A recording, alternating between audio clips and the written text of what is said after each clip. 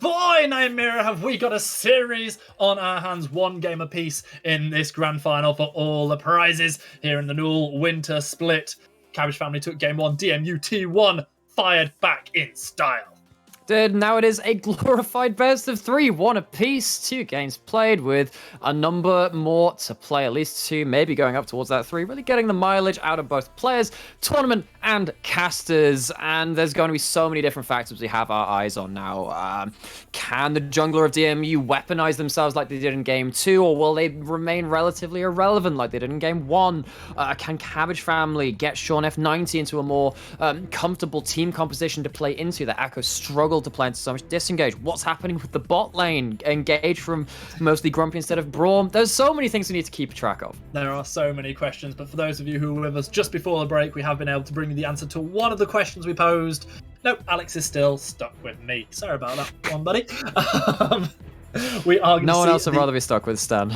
I'm not entirely sure that's true.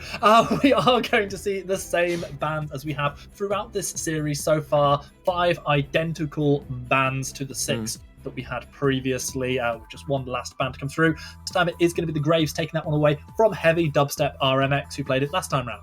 I think it is interesting how both Samira and Kale, as we say in game 1, were both nerfed literally today, but those nerfs have not been thought of as potent enough for these teams to not be banning them, not allow them to get, not even last banning, they are first banning them. The Samira, the Kale, they just say, nope, we're showing our hand immediately, we do not want these to be played. Do have one of our first changes in that top lane matchup, which of course was the Shen versus Set matchup in both games so far. This time it's Spirit picking up Shen. And as you can see, the teams have jumped back to the side they were on the first game. That was a victory for Cabbage Family. That team have secured the Kane, which they had Porp playing in the first game of the series. Did so, and the game was so useful too. I think the problem with Nunu is that once you're into the fight, you do struggle to get out of that fight. You with the phase rush and having a relatively large amount of tank to go with your large amount of HP that you do end up getting and consume to get HP back. It's still hard for you to get out of fights. Kayn at least has the Humble Trespass, can go make themselves untargetable, regain a load of HP from the regen you get from that. So I'm wondering whether this will help Cabbage Family retain that identity we've seen from them for both these games so far, in just skirmishing, playing to the limit, and trying not to let that HP mark hit 0. A couple of things to focus on. Spirit, of course, locking in this Shen. It of course, takes it away from Alphamos, who had 2 solid games of it so far. It could be flexed towards the jungle, could be flexed towards support as well. However, if it is top lane, it has opened up the opportunity for the counter pick. We see the Ornn in response. Hold on to your hats, folks, if you're wearing them, because we've had a Yasuo locked in. and an Orianna. Boom. So this is a... Yasuo has not been locked in. Kai'Sa has been locked in, and Yasuo has just been hovered there to absolutely bait the casters, as you do with all these proxy picks. Here's what just happened. Like, the Null came along with this big, beautifully wrapped Christmas present. Just, like, put it in my hands. Undid it, taken a look. I was like, oh, yeah, Yasuo. And then wow. Patrick Pants Campbell comes along and goes, no, not for you. We will get ourselves a bit more of that mobile assassination potential, not from Yasuo, it'll be from the Akali, something we have seen a lot more of in current meta, and even way back throughout the season. Akali has been such a mainstay in the professional scene ever since rework and back in Season 8. This is probably going to go towards Sean F90 in that mid lane.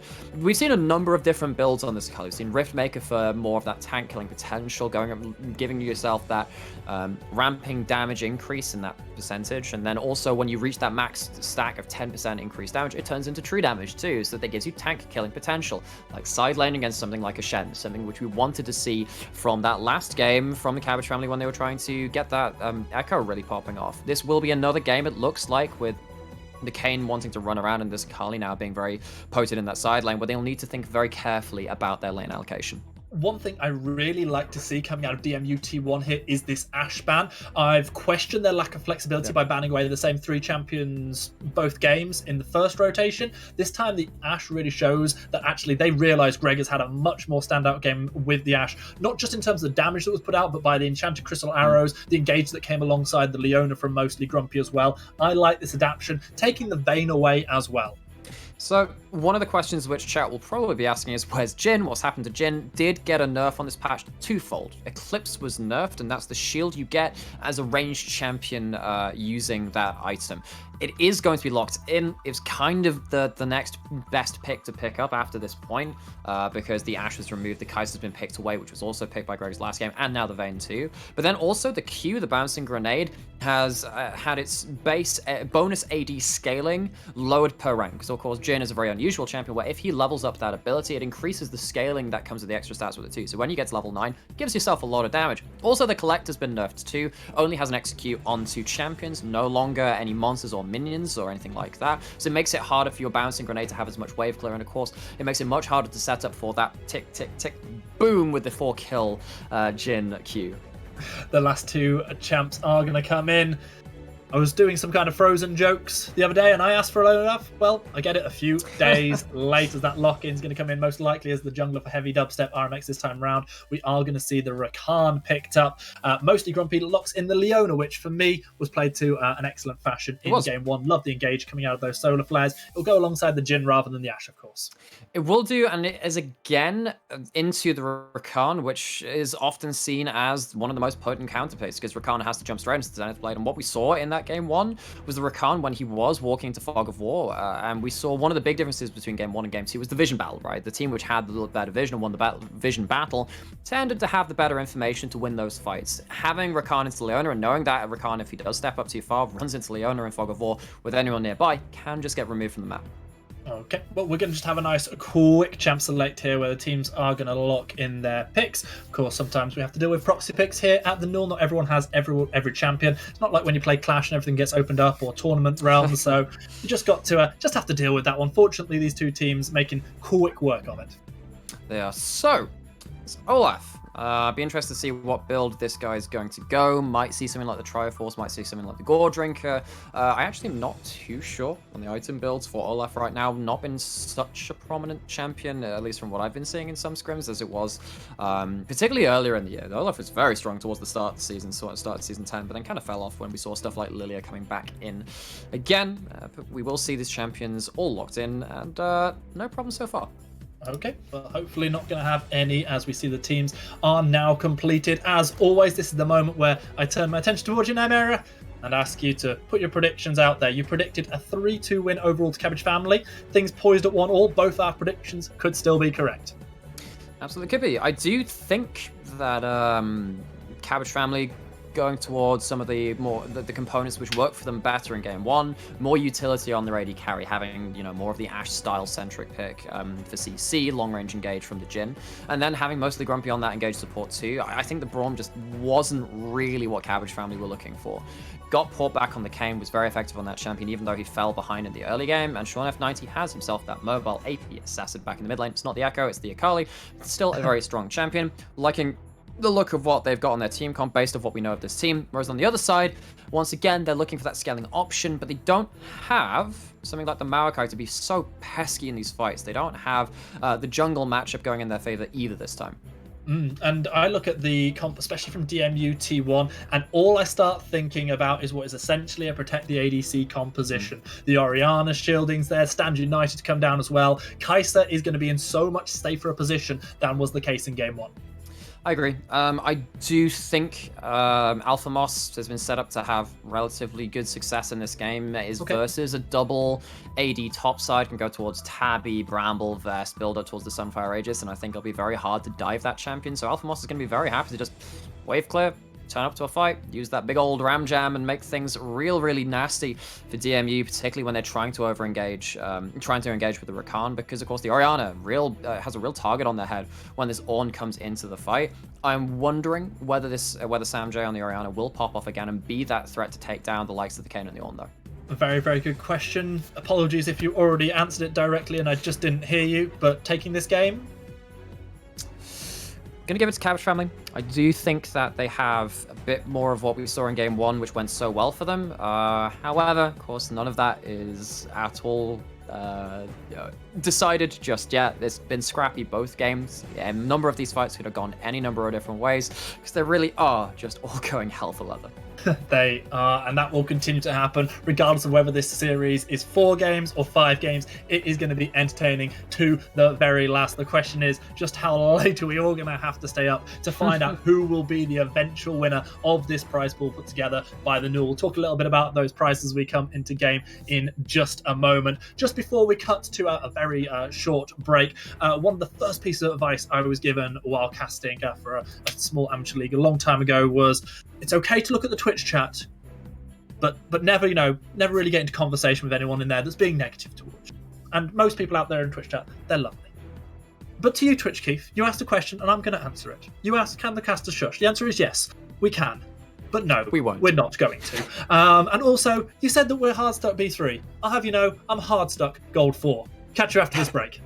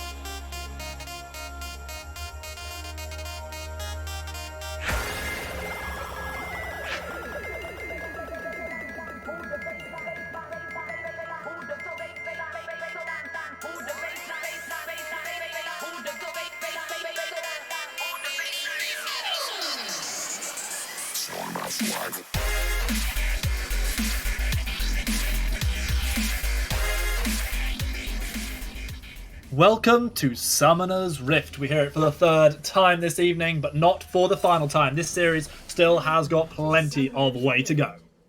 Does, and really looking forward to seeing what's going to happen with these team comps, because we laid down those threads to pull as the game goes on if they become relevant, about how there are some similarities between game 1 and game 2, how we think that Cabbage family might be in a more comfortable position based on the champions that they've picked and the roles that these players will be playing within their team compositions. Doesn't mean that everything goes to plan. We know that both these teams have been willing to flip the coin, willing to roll that dice and see how they can mechanically outplay, particularly in this early game. Of course, difference from game 1, we're not going to see the Syndra out of Sam J. Had a much better game on the Orianna, played very well into those late games, and had that disengaged shockwave turn up really, really big. So I'm looking to see which of these teams have got settled enough in this game into game 3 to really come out with that desired game plan in this series. Miners are drawn towards the item pickups. Akali opting into the Doran's shield in the early game against the Orianna. We see the boots secured for Jhin alongside 4 pots. I think that's very important versus Rakan because, of course, that W at level 1, relatively slow, and you're often looking for those edge of the range grand entrances to see if you can get those early trades. Having the boots for the Jhin can help you walk out of that. We see Olaf going for a level 1 invade onto the Raptors. We know that Kayn loves to do that, but what will Pop do with his pathing? It hasn't been, well, it would have been spotted out because, of course, the sweeper would have spotted the ward. They would have seen that ward been taken. What this does mean is that the bot lane as Leona and Jhin get some priority in the bot lane. Expect Pop to go straight away towards the opposition Raptors, as we saw Kayn try to do the first time around to steal that one away, but Olaf responds to this. He goes across and straight away finds himself another tempo advantage against his opposition jungler. Raptors to Raptors. Pop was looking into River, but then didn't manage to get any camps down, didn't manage to get over to the other side of the map. You don't want to be fighting that Olaf early as the Kayn. You want to avoid them. When you get to Rust, yeah, you can start winning that trade. Both of these champions do go for Gore Drinker. It does make sense. They both want to be going using the full breadth of their regeneration powers, and the Gore Drinker plays into that playstyle rather nicely. Going to see Pop sticking on this bottom side of the map. Top side looking to be a bit of an island. You kind of expect that when there's an Ornn and a Shen. They're both pretty happy to just farm up, get to that team fight stage, and just make sure the rest of the map is being impacted, not them. I'm not sure if we're back to having our Twitch chat poll up or not. They've got it wrong both games in a row. Heavy prediction for DMU in game 1. Cabbage family had it in game number 2. I want to see what they say in game 3, especially because there's a bit of a disagreement between you and I this time round. I do feel DMU T1 have got the tools and the momentum. You're liking Cabbage family.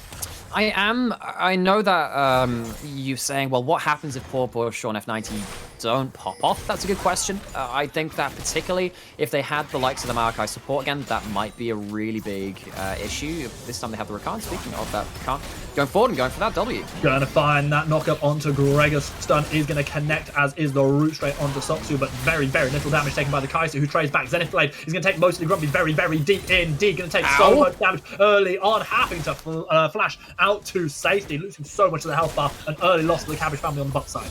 One of the first lessons you learn as a 2v2 experience is try not to fight into cannon minions. They do a lot of damage. Big wave stacked up, mostly Grumpy, tries to disengage, blows the aftershock early, and then has to burn the flash because all of that damage keeps coming in. Didol keeps landing these Gleaming Calls too, which means that a lot of healing will be coming through from that lane. It's a big part of Rakan's laning phase. If you get more of those Qs hit, you get the healing and the damage. The HP differential comes in pretty large, and while we saw the early priority going up to Cabbage family, as DMU wanted to pay respect to where Pop could be on the map because, of course, the Olaf had been seen on the top side. Now, this bot lane in isolation, doing pretty well for itself. So 3 interesting things happen here. First of all the pots burned by the Jhin on the bottom half of the map. He's not running the heal this time, has the exhaust on the Jhin. Sox, who decided to recall after pushing that wave up, has picked up 2 longswords to go alongside that Doran's blade. That's now going to be 2 longswords and that blade into just a set of boots for the Jhin. Meanwhile, Olaf, with that tempo advantage, finding a 2-camp lead over the Kayn. Will be the Scuttle Crab. Actually, got the double Scuttle Crab as well. It's very, very important. Does mean that you're going to have... It's going to be much harder for Pop to get into this game. Won't have the early golden experience to tussle as easily as this Olaf, already at a level disadvantage. And doesn't have many camps up. Literally only has that Gromp. And now with Olaf on the same side of the map as Kayn, really no options for Pop to impact the map as of the moment. Moss going to shove Spirit straight under turret, going to look to pick up as much as CS as possible, but missing out on the first 2 minions crucially does mean that this 11 CS disadvantage isn't going to be completely eaten into. No, but the question is, what does this actually mean for the top lane matchup? Nothing particularly right now. We're going to see early Dragon start with the bot lane doing well for itself and Kayn having to return, spend some gold because, of course, there's nothing to farm that So Heavy Dubstep, making sure that that early advantage does lead into something, whereas in game 1, of course, it didn't really on that Kha'Zix. Got a camp advantage, didn't do much with it, and then when it came to the team fights, Kha'Zix fell off as a champion. We see the Iron Spike Whip, that's the item, I have to get that right, on the Olaf now, so he does have that Tiamat-like active, or at least the previous Tiamat-like active. Of course, Tiamat's still an item. Corp, knowing that there's not very many camps to farm, has found his way down to bot lane. As this wave looks to be pushing into the side of Cabbage Family, this might be an opening for them. Mostly Grumpy is on top of Vision. Pop, however, is not. Will get spotted out now. Didal able to immediately dash out to safety. Nice play coming in from the bot lane. Duo from DMUT1. That's crucially also the first early dragon that RMX has been able to secure in this entire series.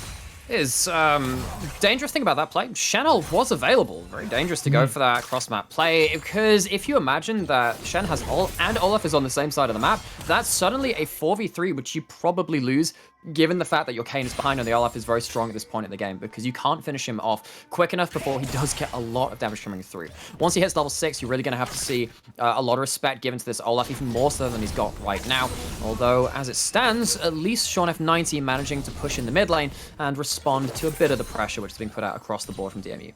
Falling slightly behind in CS, however, obviously tricky to play into that Orianna. Going to try and deny as much CS as possible, but so far Sam J doing a really solid job, and that was one of the things I was impressed of in the last game, not giving away too many kills to SeanF, who was getting Giga fed. Meanwhile, Heavy Dubstep is going to get knocked up. How Ragnarok comes straight in, damage is being poured down onto Alphamos. He's going down for first blood, stands united straight onto Heavy Dubstep RMX. We get the 2v2 continuing as SeanF90 is the next challenger to arrive alongside Port. That's going to be SeanF finding one kill, looking for a second onto Spirit just before Orianna arrives. No command protect, double kill for Akali. My question of what if SeanF90 doesn't get going is now mute. Close run stuff. I said it was dangerous in the run up to the play. I was like, okay, what's going to happen here? Because when you have the Shen all onto the Olaf who's low HP, Olaf gets to stand there in his highest DPS phase of his health bar and rip through a couple of members. The Ornn goes down because of that, and it looks like Jhin might be going down on the bot side. Regan in a lot of trouble, is being burned down, flashes himself out, but the Ignite ticks him down. Here comes Olaf, not quite connected to the call on the Forge God. Alphonse still able to put out a good amount of damage with that Brittle, and it is going to be Sotsu who falls most of Grumpy securing that kill. That's going to be 2 quick kills going down as Spirit looks to turn this one. He's made it. Didal lives just about. Hawk looking to turn this one onto the Shed. Alphamos now has Heavy Dubstep RMX running him down, looking to call the damage down from the skies. Dash away from Alphamos. It's enough to keep him alive, just about, as the final axe does not hit its target. Rakan lives somehow, some way. The same can't be said of the Kai'Sa on the bottom side of the map. Teleport comes in from Alphamos. No stand united. Of course, that was used in that last play on. It wasn't even a cross-map play. It was just used next to the Olaf standing next to them. And we immediately see a return to the same narrative we had from the first 2 games. Messy, broken plays, mechanical outplays, thinking on the fly. Not necessarily snowballing into any larger objectives like towers and neutral objectives right now, but it is at least Cabbage Family getting some gold into pocket on some important people like SeanF90, as you were saying. Is it bad that while you were talking there, I came up with a joke? No, it is not. Let me hear it, Stan. Let me suffer. What Christmas present should you get for Orianna to put like in a Christmas stocking? I don't know, Stan. What Christmas present should you get for Orianna to put in his Christmas stocking? A Terry's Clockwork Orange. So this is now a solo cast. Welcome back to Game 3 of the Newell Finals. We do see Sean in the mid lane get collapsed on. It's going to be Sean in a lot of trouble. Goes into the Shroud for safety. Has the support of the Leona for now as well. Mostly Grumpy. Yeah, yet again doing great work on the Leona. Yes, so we do, of course, see a lot of pressure now being put over towards that Akali, who I think is very important, does have that Shroud, particularly against the Olaf. Olaf, a lot of his damage comes from auto attacks. If this Akali is getting collapsed on by that Olaf, it will be very difficult for Heavy Dubstep to get that DPS down on that target and try and focus down that Akali, because if Akali can survive through to that second part of the perfect execution, Olaf, who wants to be at low HP, is playing right into the hands of that execute missing HP ability. Interestingly enough, the DMUT1 starting up that Herald, realizing they've been spotted out and getting collapsed on, decide to disengage, not falling into the errors that they had in previous games. Second dragon of the game will be spawning very shortly. We'll see whether Heavy Dubstep RMX and the rest of his team are able to continue this early dominance. I think the deciding factor there is that they didn't have Stand United for the next 10-15 seconds. We actually see a rotation back towards the bot side from Kai'Sa and Rakan. So they've chosen not to go towards this Herald either way. They're going to return to that lane. They're not going to get themselves a tower or any plates. Jin's going to get all that farm. Really not much difference in the way that they played around that. However, what it does mean is that they have the numbers on the side of the map for the Dragon Swarm.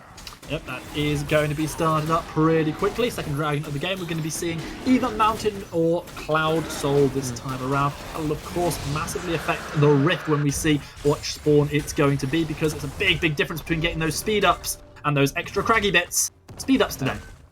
I think that's pretty important for Cabbage Family, because you have the teleport, well, the double global from Shen, because the Shen's standing out in the teleport, and so he doesn't need that move speed to get across the map. If you want to start roaming across the map as someone like the Akali or Leona trying to get into fights, though, that extra amount of move speed going across various areas of the map as you get those 4 swirls in the corners around the buffs could be quite important. It's a minor thing and sometimes, and you don't always think about the geography of the map, but we'll have to see how that pans out. A minor thing for some minor kings. Port looking for the gank on Spirit. Instead, just going to pop that Herald down. This is going to be first turret going over, and the gold lead has now swung well and truly in favour of Cabbage Family. Okay, so first turret down, finally going to get ourselves a long lane. Didn't get that for the entirety of that game too, because DMU managed to shorten the map very well. They made sure it was being fought around objectives, didn't get focused down in 1v1s across the map, and you had the likes of the Echo popping off. Now we have this on opening up that top lane, getting some damage, getting some gold on that top side of the map too. Has 1,000 gold lead individually over Spirit on the Shen. Maybe we'll see the lane allocation readjusted by Cabbage Family. Maybe move that bot lane as they're recalling right now into that mid lane and try and get their solo lanes out to those sides. A brief moment of happiness for me there, as for the first time today I get a prediction right and see that it is going to be the Gore Drinker coming in for the Olaf. Yes. It's not always that I get my build paths right, but this time I was on the money. Interesting to see how this one works out. You say how little tankiness it will give to the Olaf. That is very true, but he's sure going to be putting out damage too. That's going to be a real important factor, because we've seen Gordon on likes of Kayn be so important, but then Kayn also, like we were saying, as opposed to the Nunu, can retarget himself. Speaking of that, Kayn going top side, Shen's getting collapsed on. Yeah, Pop coming in, looking to get the remaining stacks needed. Spirit is going to be able to escape into that refuge, able to survive that gank. We're still at 3 kills apiece to 1,000 gold lead, edging over to the Cabbage Family, who are a red side team. Remember, they took game 1 on red side. It was equalized on red side by DMU T1. Is it going to be red side luck, or is it the Twitch chat curse? I can tell you that the Cabbage Family from Kent did take the Twitch chat vote. Will that doom them? Is Twitch chat greater than cast a curse? Things we will learn today. So that play onto top side by Pop didn't lead to much. It means that Shen is sticking on the turret. I guess it's relatively time efficient from that game. We talked about that in the first game when he was trying to walk in and managed to get an ult for like a 3 or 4 second gank. Sure, that's cool. It does manage to get some orbs for the Kayn. That's the important thing. We know how important that transformation is. It does mean that the Kai'Sa can't get a play on bot side though. So is it important compared to that? Guess we've got to see how much this Kai'Sa pops off for the extra gold that they would have got from that.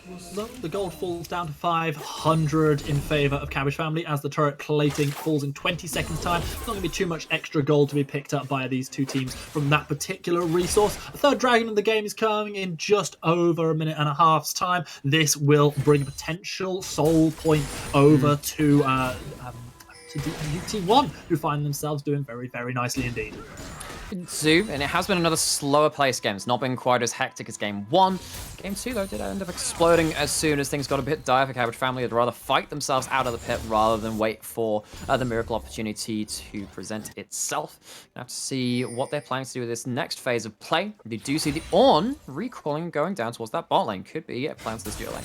Yeah, Kayn also lurking in the wings. Still hasn't found the upgrade and has fallen 20 CS behind, but does have the Gore Drinker of his own completed now as well.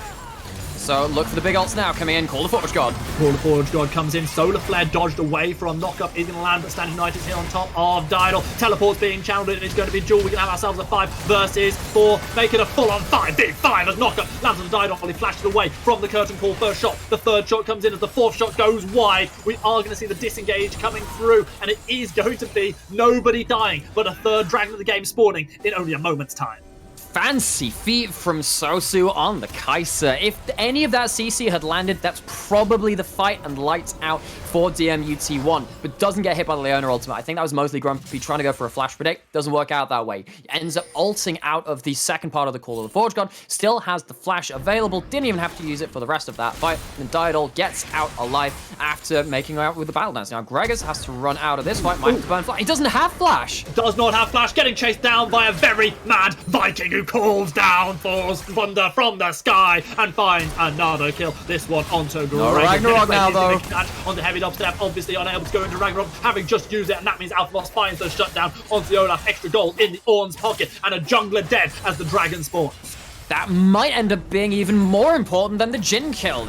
Actually, Orianna getting stuck a bit around the tri-bush, but isn't caught out too much yet. There's no grand entrance for, no quickness for this fight. So big engage not available to DMUT1, but there's no AD carry just in place yet for the side of Cabbage family. Straight 4v4, Didol looking for the knockup. Alphamos channeling beautifully to make sure he's unstoppable and does not get knocked up in this occasion. We have got Pork with Smite available. Orianna threatening, has the shockwave. Champion Sotsu putting down a good amount of damage. Here comes Sean F looking to trade back on Didol, looking for Sanjay, but Greg has arrived and turns it into a 5v4, picking up the kill on the Sotsu, who turns one back onto Leona. Dragon is killed off, as is Jhin. This is such a tight fight, and it is going to be Spirit next to fall, but he takes one down with him. It is going to be Dragon and so many kills in the river. I lost count.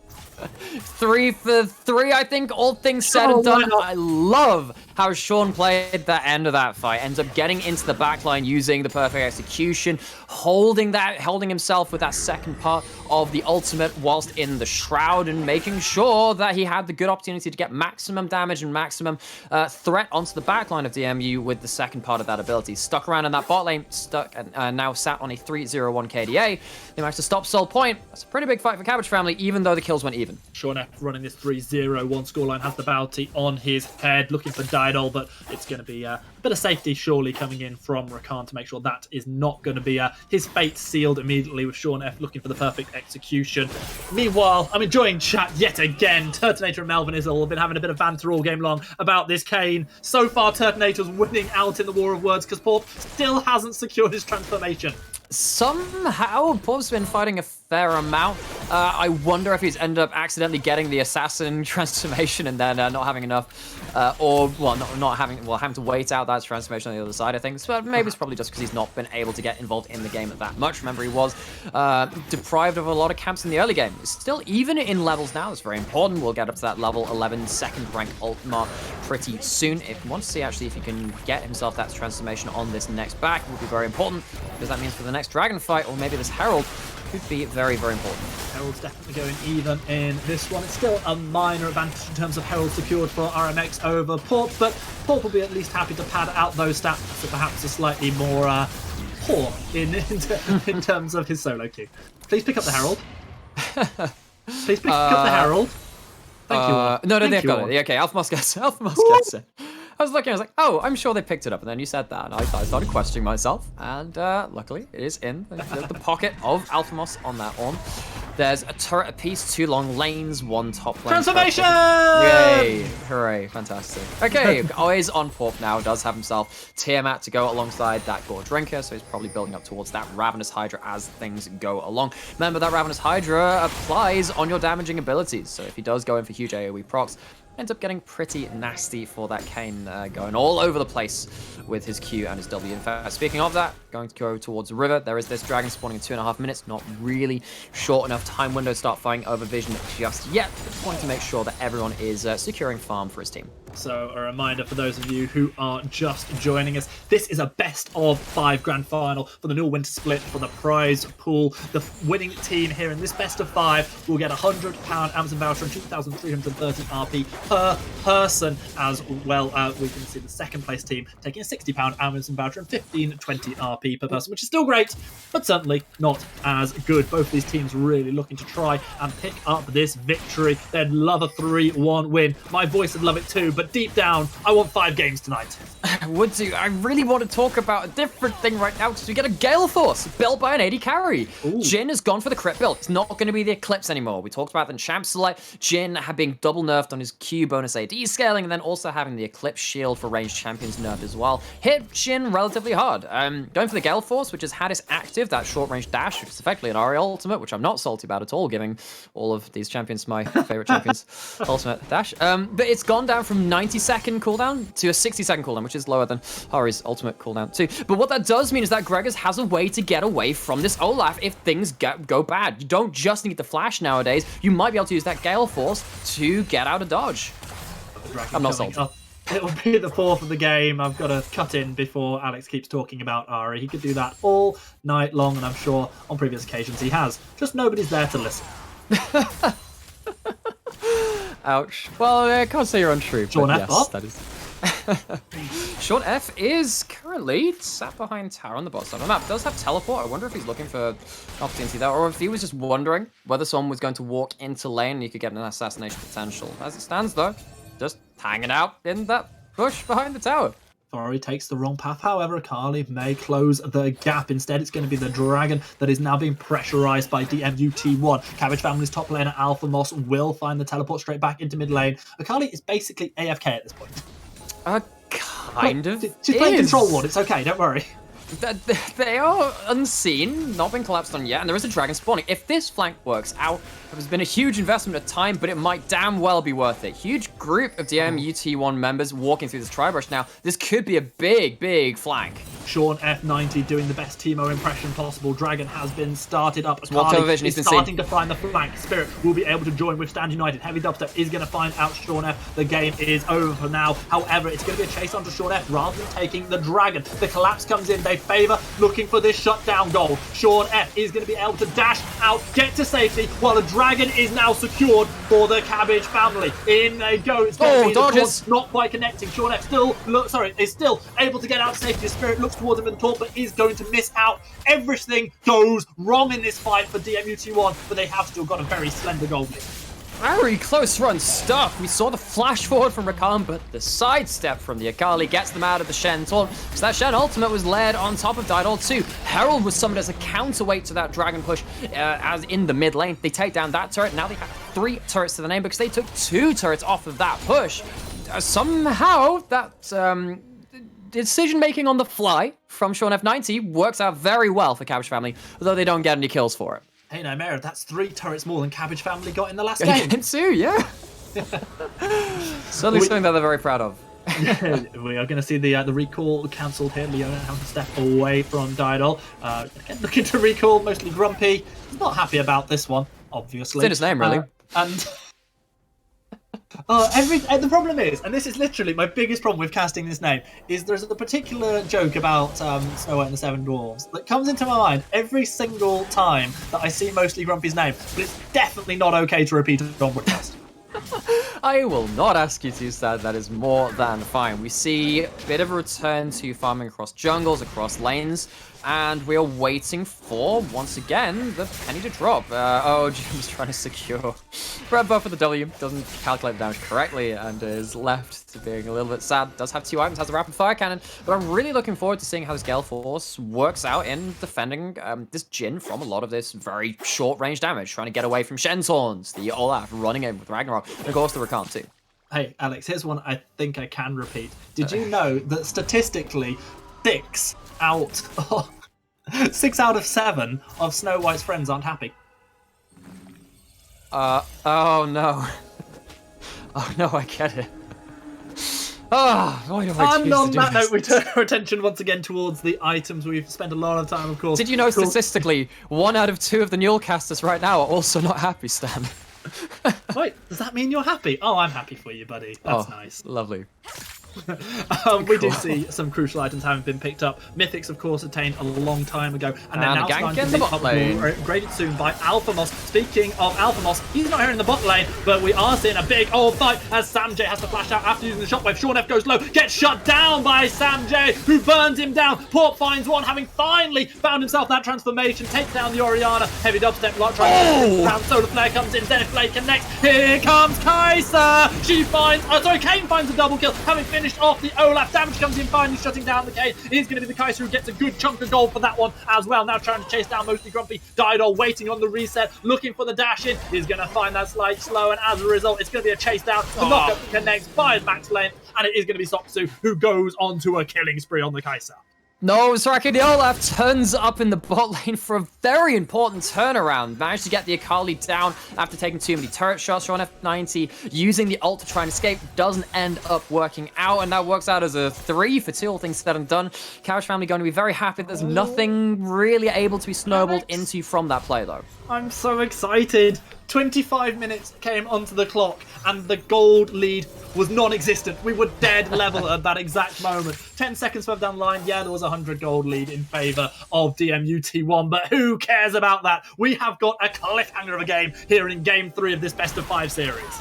Absolutely do. And I think the best thing about this kind of series is that, you know, whoever wins, they've deserved it. They've fought hard for it. It's not like it's been, oh, this team underperformed. Oh, maybe it was just everyone had an off day. No, both of these teams are fighting neck and neck for the title in Winter 2020. And we cannot wait to bring you the rest of the series. Well, we aren't going to have to wait because we get to bring you it straight away. Hooray. Another dragon is coming up. This could be a third consecutive Cloud Dragon for Cabbage Family were they able to secure it. Remember, last time around, that chase onto Sean F did not pay off the DMUT1. Don't think they're going to be baited into that one again. That being said, Sean F back on the bot side. It's his favourite spot.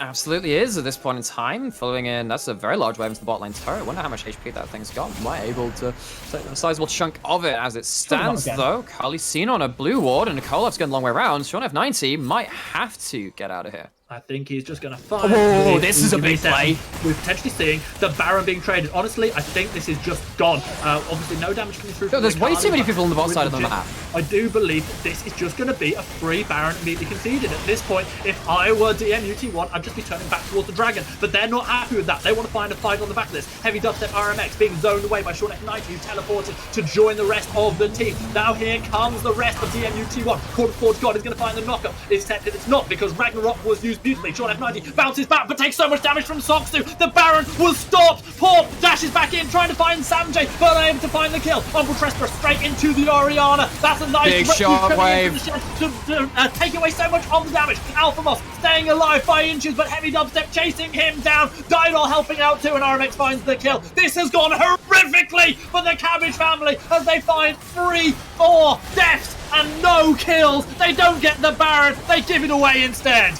Sean F90 goes for the solo blocking play, teleports in. Maybe he should have teleported a little earlier to DPS down the Baron, tries to play blocker, instead finds his own death waiting for him at the hands of the Kai'Sa, who cuts down the mid lane assassin with the help of their jungler. Now this is going to be DMUT1 taking everything, taking all the kills, taking the mid lane turret they fought so hard to cut down in past games, and they're going to take the Dragon too to get themselves onto Soul Point. I'll tell you what, it's like someone singing the 12 days of Christmas. They found themselves 5 Baron buffs, 4 kills. They found 3 of something, 2 of something else, and a third dragon, 2 things, and two word speechless casters, and a Twitch chat full of pigeons in pie trees. That was the most poetic thing you've ever said, Steph. And that's truly incredible. Truly incredible. We have ourselves now a 5-man unit of DeMontford's team stacking up with Baron buff, trying to push down to these lanes, get themselves one of those insurmountable gold leads, and they're hoping a lot of that's going to go onto their Kai'Sa and their Oriana. Kai'Sa just went back, finished the Rage Blade, had between the Rage Blade too, a lot of crit chance to build up that on-hit damage. We talked about the changes to Rage Blade coming into this patch. It just reduces all of your crit chance nowadays to 0 and uses that to get your on-hit damage.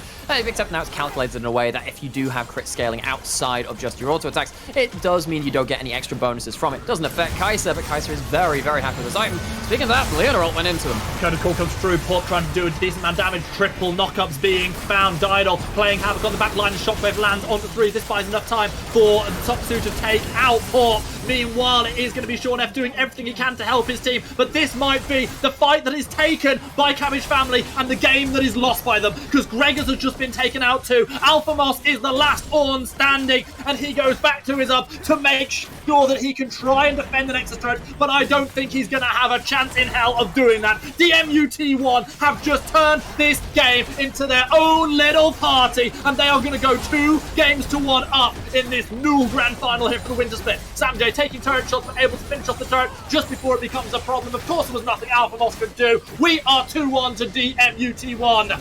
What a game! One too many times. Cabbage Family going one at a time. First it was Sean F90 at the Baron. Next time it was Pawp on the Kayn, trying to take out the Kai'Sa. They get focused down. DMUT1 hold their battle lines and come out to a 2-1 lead. You know I'm never one to miss a chance to say I told you so, Alex. However, I did not.